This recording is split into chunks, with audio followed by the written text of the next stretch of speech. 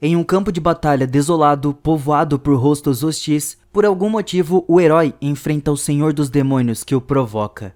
O Senhor dos Demônios carrega um ataque roxo e afirma que, se o herói falhar em detê-lo, o mundo chegará ao fim. O herói reconhece isso e arremessa uma pedra, que será um último recurso. O feitiço do demônio forma uma pedra gigante no céu, que ele então joga em direção ao herói.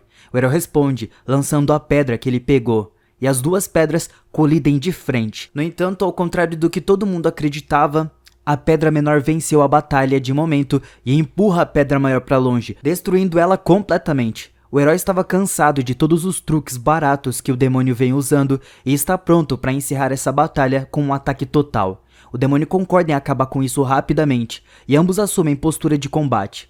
O demônio avança com seu poder satânico e o herói faz o mesmo com o seu poder do dragão dourado. Os dois colidem várias vezes, em uma sequência frenética, e parecem estar igualmente combinados. A batalha continua e o chão sob seus pés é destruído pela força brutal do seu confronto. Uma vez que a poeira baixa, o Senhor dos Demônios parece estar bem desgastado, com a respiração pesada e roupas rasgadas. O mesmo pode ser dito do herói. Os dois cambaleiam em direção um ao outro e, sem se importar com suas próprias vidas, se perfuram diretamente no peito e caem no chão. Enquanto os últimos vestígios de vida escapam do corpo do herói, ele está simplesmente feliz por sua batalha finalmente ter acabado e pode descansar. Mais tarde são vistos estudantes indo para a escola de manhã, e um garoto com um corte de cabelo de protagonista muito óbvio estava mais animado do que todos os outros alunos. Ele mal pode esperar para fazer amigos e ter uma vida normal como uma pessoa normal faria. Ele cumprimenta os outros estudantes nos corredores, dizendo: "Olá, meus colegas estudantes normais. É um dia muito normal, não é mesmo?" Os outros estudantes o acham bem estranho, mas não querem se envolver diretamente com isso, então não dizem nada sobre isso. Mas, quando ele se aproxima deles para se apresentar como Blade, fica realmente difícil para eles manterem a distância. Os caras se apresentam como Kazin e Clay, e as garotas são a Jessica e Claire. O Blade declara finalmente que está ali para fazer amigos, e a Claire pergunta se ele quer ser amigo deles. O Blade concorda, obviamente, e fica radiante por já ter 4 amigos. Tanto que agora ele quer fazer 10, não, 100 amigos na escola. Sua conversa é interrompida por uma garota de cabelos vermelhos que os repreende por fazer barulho no meio dos corredores da escola. A garota é Flaming, ela é classificada como número 1 na escola e, portanto, recebeu o título de imperatriz entre os estudantes. Não é alguém que você pode simplesmente chegar e falar, mas o Blade não estava nem aí para títulos. Ele vai até ela e se apresenta, e a Flame estava mais interessada em saber por que nunca viu ele antes aqui. Os outros informam que ele é na verdade um estudante transferido que acabou de chegar na escola, e a Flame não consegue acreditar que a famosa academia Rosenwood, que só admite estudantes que têm o objetivo de se tornar heróis da justiça, permitiria uma admissão tão tardia assim. O Blade afirmou que não tem intenção nenhuma de se tornar um herói. Ele só quer fazer amigos ali. Ao escutar isso, a Flaming fica enfurecida e grita com ele por ter uma determinação tão fraca.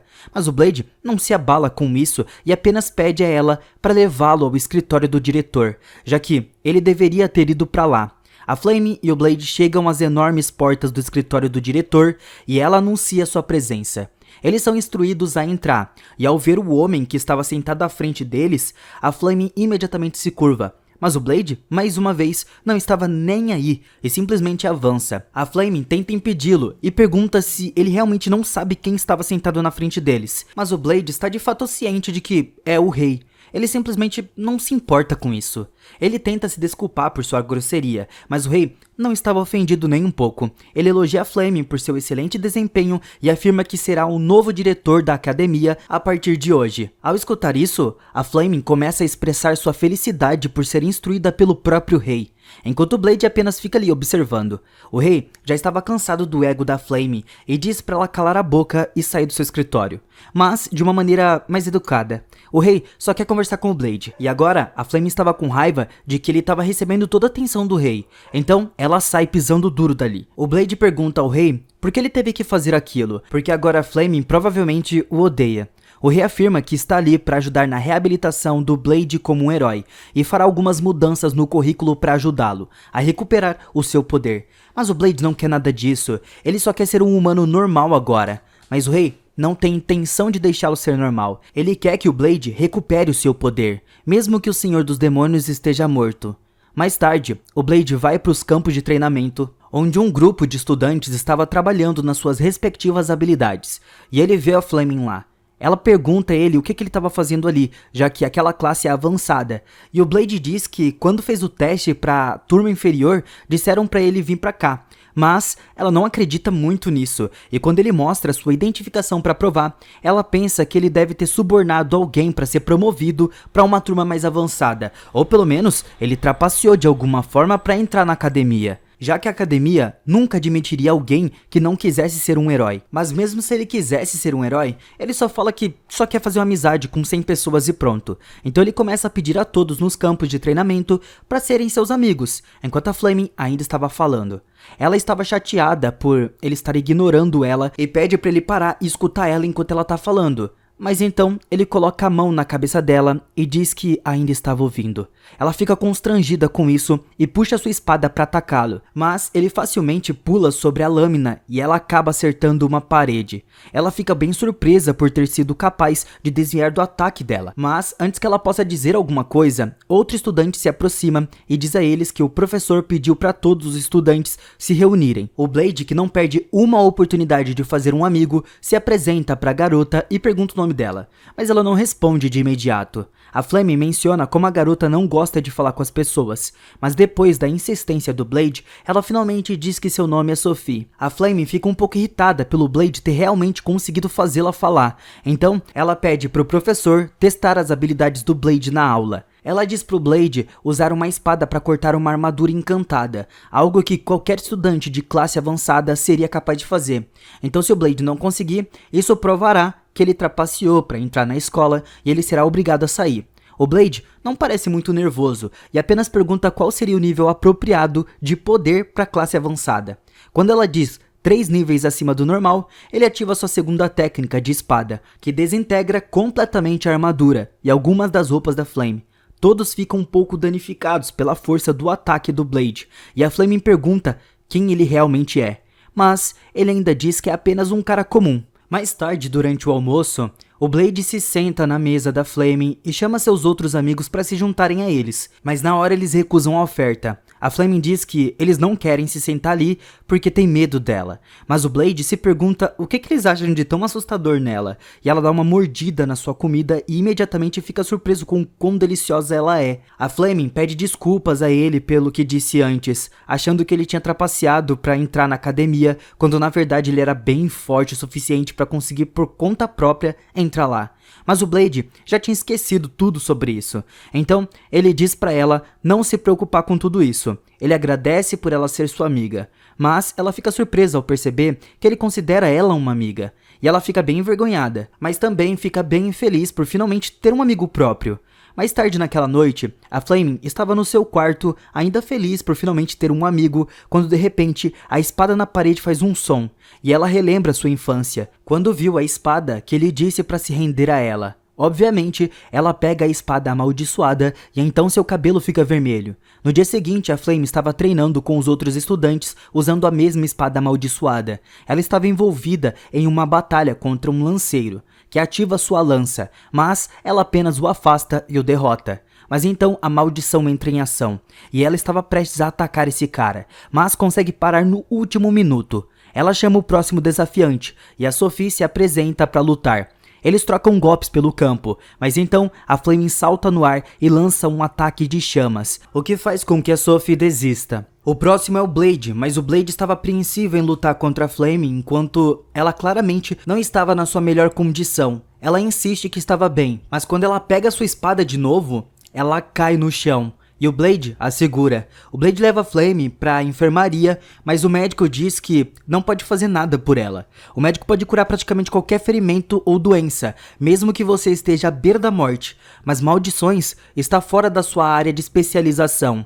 A Flame acorda e pergunta onde que ela estava, e o Blade diz que ela desmaiou e ele trouxe ela para a enfermaria. Em seguida, ela tenta se levantar e pergunta se ela fez algo errado ou algo um pouco assassino. O Blade garante a ela que ela apenas desmaiou e caiu, embora tenha sido realmente difícil carregá-la. A Flame então tenta sair, mas o médico ordena que ela volte para a cama e descanse. O Blade diz ao médico que vai cuidar da Flame se algo acontecer, para que ela deva ser autorizada a sair, e o médico permite. O Blade ajuda a Flame a sair da enfermaria, mas assim que ela vê outros alunos, ela estava mais preocupada com a sua imagem e diz a ele que pode andar sozinha. O Blade tenta fazer ela depender dele um pouco mais, mas, mesmo que sejam amigos, a Flame não quer a sua ajuda. O Blade toma as coisas nas suas próprias mãos e se infiltra na sede da academia para descobrir mais informações sobre a espada da Flame. Ele descobre que é uma espada demoníaca, e quem deixaria uma criança ter uma espada demoníaca amaldiçoada? Não faz sentido. No dia seguinte, o Blade pede para falar com a Flame em particular, e ela pensa que ele estava tentando ameaçar ela para tomar o seu lugar número 1, mas o Blade não se importa com isso. Tudo que ele realmente se importa é com a Flame, e ela interpreta isso como um convite para sair. O Blade diz que ela não sabe a história por trás da sua espada. Mais tarde, eles se encontram no topo do prédio e o Blade pergunta como que ela conseguiu uma espada demoníaca. Ela conta a ele que quando era mais nova, tocou acidentalmente na espada, e então a espada tentou fazer ela causar o caos em todos os lugares. Mas ela tem conseguido resistir aos impulsos até agora. O Blade diz a ela que há uma maneira de se livrar disso, e ela sabe, mas é perigoso, já que se fizer isso, um demônio será despertado. No entanto, o Blade a tranquiliza dizendo que, se um demônio aparecer, ele o cortará. A Flame concorda em fazer o pacto e invoca o demônio.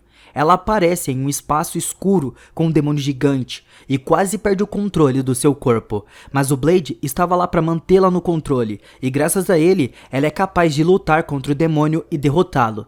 É uma noite escura e tempestuosa, e em um castelo muito desgastado, os ecos de uma batalha estavam correndo por todos os lados, para decidir o destino do reino humano. O Senhor dos Demônios dispara um golpe que derruba o grupo de heróis ao chão, e diz a eles que, embora tenham um poder impressionante, não tem esperança de vencer essa batalha. Um dos membros do grupo de heróis começa a perder a esperança, mas então seu líder se levanta e diz para eles não desistirem. Enquanto eles tiverem fôlego, eles vão lutar. Eles ainda têm esperança, e depois de vê-lo seguir em frente, o grupo recupera a moral e se prepara para se envolver novamente em combate contra o Senhor dos Demônios. O demônio estava preparando um novo ataque, e um grupo de heróis coloca seu plano em ação. O mago conjura um escudo em torno do grupo, que bloqueia o ataque do demônio, mas é destruído no processo. O tanque então se aproxima para atrair o fogo do demônio e é atingido com um soco que faz jorrar sangue para todos os lados do seu corpo. Mas ele consegue distrair o Senhor dos Demônios tempo suficiente para que o líder entre em posição de ataque. Outro mago carrega a espada com poder extra, enquanto coloca todas as suas esperanças e vidas nas mãos do herói. Há um clarão brilhante quando o golpe atinge o Senhor dos Demônios, mas uma vez que a poeira assenta e a luz dissipa, um herói cai no chão e cospe um pouco de sangue. Seu ataque foi bem sucedido e o Senhor dos Demônios foi gravemente ferido, mas ele declara que, embora tenha sido derrotado, seus lacaios viverão por uma eternidade e ele também será eventualmente renascido. Essa vitória é apenas temporária, pois quando ele retornar, ele banhará o mundo com o sangue da sua vingança. Em seguida, ele desaparece, e o menino no futuro que se revela ser a reencarnação do Senhor dos Demônios. Agora, ele estava voltando. Ele terá sua vingança contra o herói. Enquanto ele se envolve na sua glória, ele é interrompido por sua serva Xenia, que o recebe de volta do seu sono. O Senhor dos Demônios pergunta onde estão os outros demônios, e é informado de que o restante deles ainda está em estado de dormência por enquanto. A Xenia sugere que ele vista algumas roupas, mas quando ele pega as roupas dela, ele descobre que elas não lhe servem mais tão bem como costumavam. Ele teve uma mudança drástica de tamanho desde que seu poder não foi totalmente restaurado ao que costumava ser. Até agora, ele tem um corpo de criança, mas acontece que seu gênero mudou. No entanto, a Xenia já esperava por algo assim. Ela tomou a liberdade de criar algumas roupas que podem se encaixar na sua nova forma. Ele reclamava das roupas que é obrigado a usar, mas estava sorrindo. Então isso me leva a acreditar que ele realmente estava gostando daquilo. Mas quando a Xenia tira o maiô, ele se recusa a cruzar essa linha. Mas o que ele esperava quando decidiu receber conselhos de moda da Xenia, que estava vestida assim? Ele pergunta sobre o herói e o que ele tem feito nos últimos 10 anos. Certamente ele fez coisas grandiosas e foi reconhecido como um grande homem, mas a Xenia informa que o herói na verdade desapareceu. Ao escutar isso, ele pensa que o herói deve ter se afastado da sociedade para se treinar para a próxima batalha, mas a Shania tenta evitar o assunto e distrai ele com outro trabalho que ele tem que fazer. Mas o Senhor dos Demônios não estava deixando isso ir tão facilmente assim. Ele deduz que a Shania deve estar escondendo algo dele e a pressiona para contar se o herói está vivo ou não. Ele precisa saber. Então, ele usa seu terceiro olho e é capaz de sentir a energia do herói no mundo. Portanto, é impossível que o herói esteja morto. A Shania não tem escolha a não ser contar a ele o que aconteceu, que o herói realmente está morto. O Senhor dos Demônios estava chocado, pois pensou que só podia ser morto por uma arma muito poderosa. A Shania explica que o herói morreu de velhice, e o Senhor dos Demônios simplesmente não pode acreditar que o herói que ele tanto odiava poderia morrer de uma forma tão banal. Mas, com o herói morto, agora ele tem a chance de recuperar o seu poder e assumir o controle do mundo. Ele ri de uma forma maníaca, enquanto se imagina no trono do rei. Mas a Shania parece preocupada. Ela sabe que o herói deixou um legado e teme que alguém o substitua. Então, ela pede ao Senhor Demônio para não seguir esse caminho. Mas o Senhor dos Demônios não quer ouvir falar de legado ou de alguém tomando seu lugar. Ele só quer vingança. Ele faz uma promessa a Shania de que, quando ele recuperar todo o seu poder, ele a levará em uma viagem para ver o mundo. A Shania sorri para ele, mas também estava preocupada. Ela sabe que o poder que ele estava buscando é perigoso e pode custar à humanidade que ele ainda tem. Ela só espera que ele não vá longe demais e se perca nesse processo.